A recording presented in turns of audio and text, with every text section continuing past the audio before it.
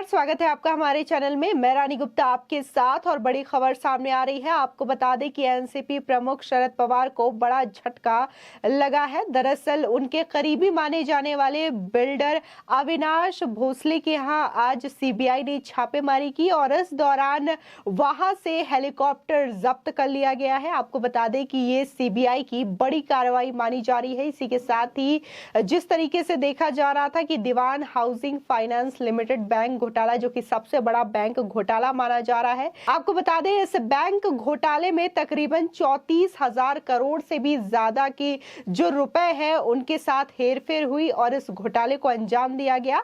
इसी के साथ ही माना जा रहा है कि मई से जहां अविनाश भोसले सीबीआई की कस्टडी में है, वो जेल में है और ये जो सीबीआई की कार्रवाई है वो नए सिरे से शुरू की गई है। और इस दौरान जब उनके घर पर छापेमारी की गई तो वहां से महंगी हेलीकॉप्टर को जब्त कर लिया गया है। वहां पर हेलीकॉप्टर बरामद हुआ। इसे माना जा रहा है कि शरद पवार के लिए यह बड़ा झटका है, क्योंकि अविनाश भोसले जहां बिल्डर थे तो इसी के साथ ही वो एनसीपी नेता शरद पवार के काफी करीबी माने जाते थे। इसी के साथ ही देखने को मिल रहा है कि महाराष्ट्र की सियासत में किस तरीके से एनसीपी जो गठबंधन में थी महाविकास आघाड़ी सरकार के, तो इसमें शामिल मंत्री और उनके करीबी नेताओं ने और लोगों ने काफी ज्यादा घोटाले को अंजाम दिया है। तो कहीं ना कहीं ये कहना गलत नहीं होगा कि महाराष्ट्र के सियासत में जब तक महाविकास आघाड़ी की सरकार थी तब तक लोगों ने खूब भ्रष्टाचार किए। इनके जो पार्टी के मंत्री थे वो भ्रष्टाचार में लिप्त थे, चाहे फिर बात अनिल देशमुख की करें या फिर नवाब मलिक की करें,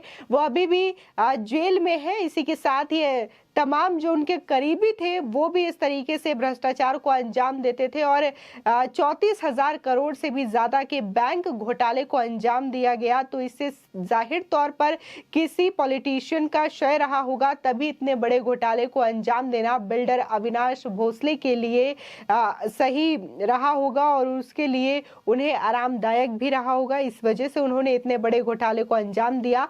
फिलहाल महाविकास आघाड़ी की सरकार महाराष्ट्र में गिर गई है और जैसे जैसे ये करीब आ रहा था कि अब महाराष्ट्र में महाविकास आघाड़ी की सरकार गिरने वाली है, वैसे वैसे इन मंत्रियों के चेहरे और इन बिल्डरों के जो कारनामे हैं भ्रष्टाचार को लेकर के वो सामने आते गए। और इसी कड़ी में नवाब मलिक, अनिल देशमुख और अब बिल्डर अविनाश भोसले सहित आज संजय राउत पर भी ईडी की कार्रवाई चल रही है। और सुबह से ही ईडी की टीम जो है संजय राउत के घर पर छापा मारे हुए है और इस दौरान आपको बता दें कि उन पर 2 समन जारी किया गया था। इसके बावजूद वो ईडी दफ्तर नहीं पहुंचे थे, जिसके बाद खुद ईडी अब उनके घर पर पहुंच गई है और तलाशी ले रही है। आपको बता दें देश के अब तक के सबसे बड़े बैंक घोटाले यानी कि DHFL घोटाला के संबंध में केंद्रीय जांच एजेंसी सीबीआई ने बिल्डर अविनाश भोसले के परिसर से ऑगस्टा वेस्टलैंड हेलीकॉप्टर जब्त किया है। साथ ही अधिकारियों ने बताया कि सीबीआई ने पुणे में बिल्डर अविनाश भोसले के परिसरों की तलाशी के दौरान एक हेलीकॉप्टर जब्त किया है। इसी के साथ ही सूत्रों की माने तो बिल्डर अविनाश भोसले कथित तौर पर DHFL से जुड़े घोटालों में शामिल था, जिससे यूनियन बैंक ऑफ इंडिया के नेतृत्व में 17 बैंकों के एक संघ को 34,615 करोड़ रुपए का नुकसान हुआ था। यह हेलीकॉप्टर ऑगस्टा वेस्टलैंड का बताया जा रहा है। इसी के साथ ही सीबीआई ने यह कार्रवाई DHFL घोटाला मामले में की है। सीबीआई ने इस घोटाले में आरोपी पुणे के बिल्डर अविनाश भोसले के एक ठिकाने पर छापा मारा। इसी के साथ ही अविनाश भोसले ABIL समूह की कंपनियों का प्रमोटर है। अविनाश भोसले को सीबीआई मई में ही गिरफ्तार कर चुकी है। साथ ही उससे पूछताछ के बाद आज पुणे ने उसके एक ठिकाने पर छापा मारा और उसके ऑगस्टा वेस्टलैंड हेलीकॉप्टर को अपने कब्जे में ले लिया।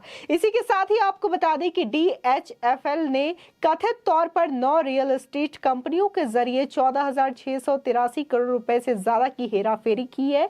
सीबीआई ने यह आरोप लगाते हुए कहा था कि ये कंपनियां तत्कालीन अध्यक्ष और प्रबंध निदेशक कपिल वधावन, निदेशक धीरज वधावन और व्यवसायी सुधाकर शेट्टी के नियंत्रण वाली है। इसी के साथ ही सीबीआई दीवान हाउसिंग फाइनेंस कॉर्पोरेशन लिमिटेड में 34,615 करोड़ रुपए के घोटाले की जांच कर रही है। साथ ही जांच एजेंसी ने यूनियन बैंक ऑफ इंडिया की अगुवाई में 17 बैंकों के समूह के साथ कथित धोखाधड़ी मामले में डीएचएफएल के कपिल वाधवन और धीरज वाधवन के खिलाफ ताजा मामला भी दर्ज किया है। ये एजेंसी की जांच के दायरे में आई अब तक की सबसे बड़ी बैंक धोखाधड़ी है।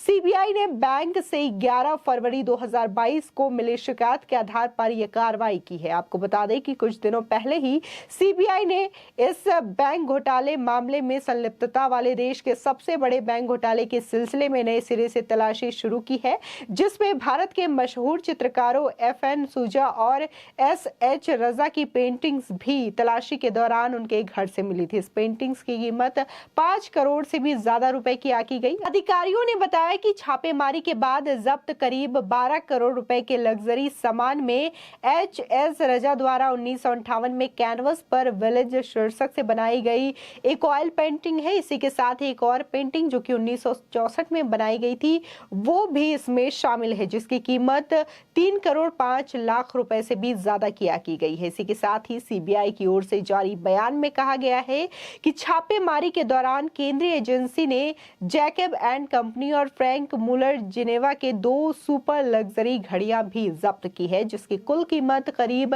5 करोड़ रुपए आकी गई है। इसी के साथ ही देखा गया कि जैसे सीबीआई की टीम के द्वारा अविनाश भोसले के घर पर, उनके परिसर पर छापेमारी की गई थी और इस दौरान भी सीबीआई को बड़ी मात्रा में लग्जरी सामान बरामद हुए थे। और इस बार जब पुणे स्थित आवास पर अविनाश भोसले के छापेमारी की गई सीबीआई के द्वारा, तो वहां पर भी एक हेलीकॉप्टर को जब्त कर लिया गया है। इसी के साथ ही ये एनसीपी शरद पवार के लिए भी बड़ा झटका माना जा रहा है, क्योंकि अविनाश भोसले शरद पवार के काफी करीबी माने जाते हैं। आपको बता दें, लगातार जिस तरीके से ईडी और सीबीआई तमाम जो जांच एजेंसियां हैं इस टाइम लगातार एक्टिव है और जांच कर रही है, और कई तरीके के मामले इस वक्त लगातार सामने आ रहे हैं। महाराष्ट्र की अगर बात करें तो महाराष्ट्र में जब महाविकास आघाड़ी की सरकार थी तो इसमें देखने को मिल रहा है कि जो तत्कालीन नेता और मंत्री हुआ करते थे, कैसे उन्होंने जम करके घोटालों को अंजाम दिया था महाराष्ट्र में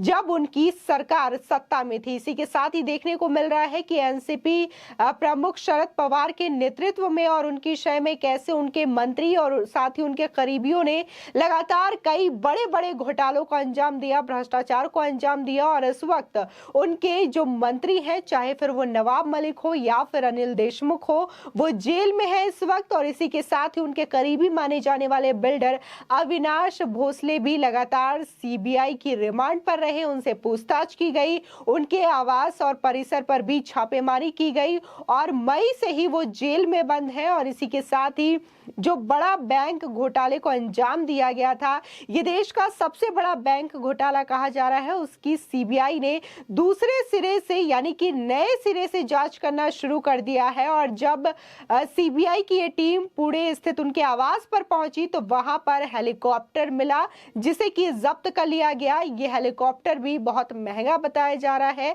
ऑगस्टा वेस्टलैंड का ये हेलीकॉप्टर बताया जा रहा है। इसी के साथ ही ये अनुमान लगाया जा रहा है कि बिना किसी शीर्ष नेतृत्व के इस तरीके से बड़े घोटाले को अंजाम देना किसी एक की बस की बात नहीं है। इसके पीछे की जो साजिश है उसका भी पर्दाफाश होगा और जल्द ही इस चीज को लेकर के सीबीआई जो है जांच कर रही है और तमाम जो सबूत है वो जुटा रही है। आपकी इस खबर पर क्या राय है, हमारे कमेंट सेक्शन में जरूर बताएं। आगे की और भी अपडेट के लिए चैनल को सब्सक्राइब करना ना भूलें।